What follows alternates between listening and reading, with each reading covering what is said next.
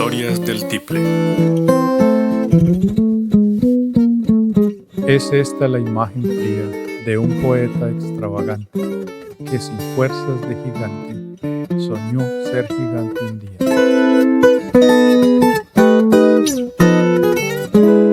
Los versos desgarrados del poema Ergo Sum se ajustan a su propio autor, el chiquinquireño Julio Flores.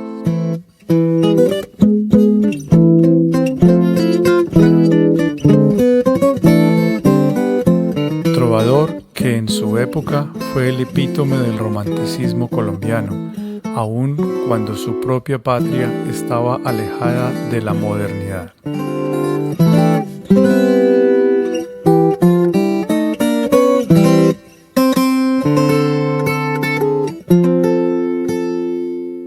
Sus letras se hicieron canciones, inspiraciones de idealismo, sentimentalismo generoso, arranques de escepticismo, incredulidad y rebeldía que sirvieron de base a compositores y cantores, tal como su hermano Alejandro, Emilio Murillo, Luis Romero, Pelón Santa Marta, Adolfo Marín, Darío Garzón, Víctor M. Valencia y Santiago Vélez, que, algunas veces acompañados de un tiple, llevaron a antiguos estudios de grabación para gloria sonora de quien, tras vivir en Cuba, México y España, vivió sus últimos años de su vida en Usiacurí.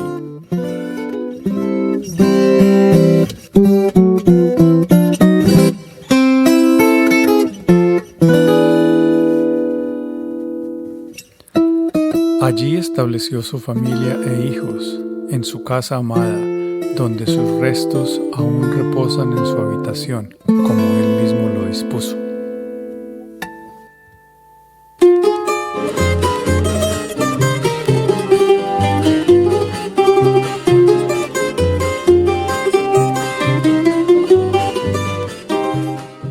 Los campesinos y artesanos de Colombia comenzarían el siglo XX en una situación contradictoria, siendo vistos como sujetos que frenaban los nuevos procesos productivos, pero también como el único referente de identidad con que contaba el discurso nacionalista oficial.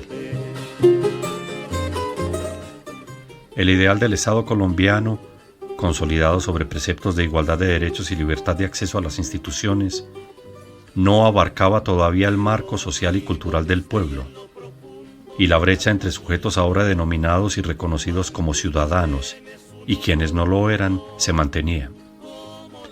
Pero el problema no estaba en que las prácticas de campesinos y artesanos fuesen todavía vistas como un obstáculo para el ascenso mismo de dichos colectivos sociales. No importaba que fuesen mestizos analfabetas en resistencia desde el trabajo físico que los de la ciudad no asumían, o desde la autonomía que lo manual les brindaba ante todo progreso industrial y comercial. Algo verdaderamente comprometedor es que ellos encarnaban la memoria popular, y eso debía ser anulado, o en su defecto, encuadrado. No obstante, el siglo XX traería consigo dispositivos que garantizaban la sobrevivencia de dicha memoria, a pesar de estar superpuesta a ideologías e intereses diversos. Uno de dichos mecanismos por los que la memoria popular musical en los Andes de Colombia se mantuvo viva fue la encarnación de prácticas en sujetos que luego las replicaban en múltiples escenarios. Pero no eran solamente campesinos o artesanos, sino también hombres letrados y con acceso a las instituciones de gobierno del país, en pleno ejercicio de igualdad de sus derechos, ciudadanos reconocidos que no tenían problema alguno en posar en fotos, por ejemplo, tañendo un tiple, y dicha emulación no se quedó solo en parecer un campesino.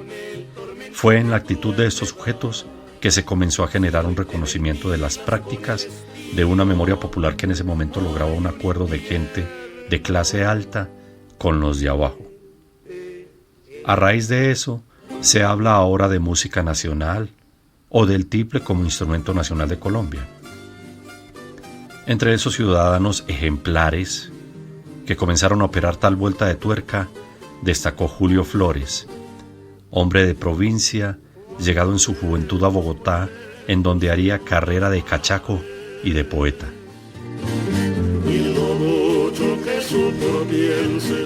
Hernán Restrepo Duque habla de sus inicios en el movimiento de la gruta simbólica.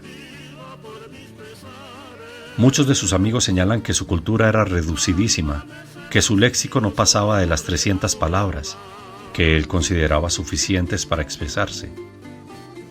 Luis María Mora en la gruta simbólica y Emilio Murillo afirman que desconocía las más elementales normas de la ortografía castellana. Tal vez no era un erudito a la manera de los intelectuales de entonces que leían en su lengua original a los clásicos franceses e ingleses, pero tal vez se exagere también su incultura, pues trabajó en varios periódicos de la época y siendo de una gran inteligencia intuitiva, es mucho lo que debe haber aprendido. Quizás por su origen provinciano, donde el contacto con el campesino y el artesano era inevitable, Flores mantuvo el vínculo con las clases bajas y con la cultura popular, de las que asimilaría la ingenuidad acompañada de malicia que caracterizaba sus tonadas y sus dichos. Según Pilar Azula, Marta Ena Rodríguez y Fernando León Rengifo, cantar y bailar fueron dos actividades importantes de la vida social, a juzgar por su presencia constante en todo tipo de ambientes recreados. Es posible afirmar que mientras en los bailes se alternaban los géneros nacionales con los extranjeros adoptados y los extranjeros de moda, en la canción los géneros y aún los estilos de canto fueron menos permeables a las influencias.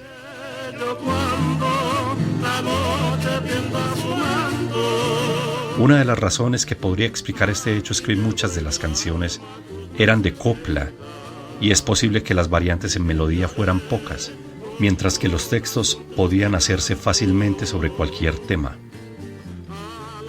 En Flores insiste Hernán Restrepo Duque cuando dice: por su manera de vivir, contra el mundo, enfrentando valiente los prejuicios sociales, desafiante junto al qué dirán, confundido con las gentes del pueblo, siendo como ellas, que por todo se emborrachan, por el amor insatisfecho, por la feliz caricia del regreso, por el adiós irremediable o por el jubiloso cumpleaños. Era un poeta que, además de hacer versos bonitos y de cobrar por las ediciones de sus libros una regalía más o menos notable, los recitaba en las cantinas o en las mesas de las mismas tabernas, los componía para compartir la inspiración del pueblo que la alimentaba y le suministraba el material de sus cantos. Y en el fondo de la copa como el cielo, y el destello seductor de tu mirada. Restrepo también describe las habilidades musicales de Flores. Tocaba bastante bien el tiple, la guitarra y el violín, y cantaba con voz segura y robusta las tonadas populares que aún eran escuchadas con cierta prevención en los salones aristocráticos.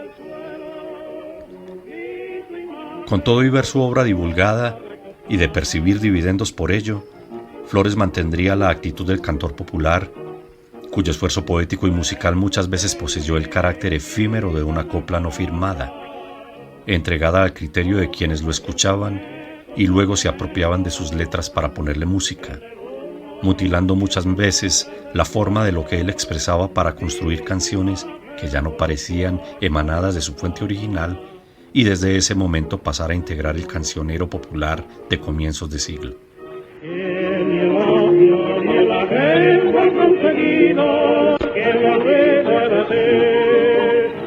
Otra vez Restrepo. Los versos dejaron de ser suyos para ser de los demás. Y a propósito de esto, es curioso que muy pocos de sus poemas trascendentales fueran musicalizados. Merecieron el homenaje de los tiples y de las bandolas sus obras de repentista, sus cantos menores.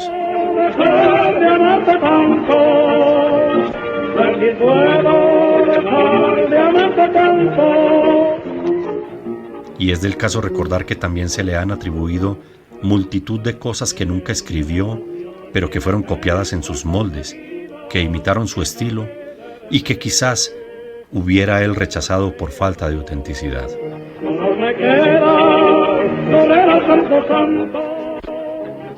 Sujetos como Miguel Antonio Caro y Rufino José Cuervo nunca dudaron de la capacidad creadora de este poeta.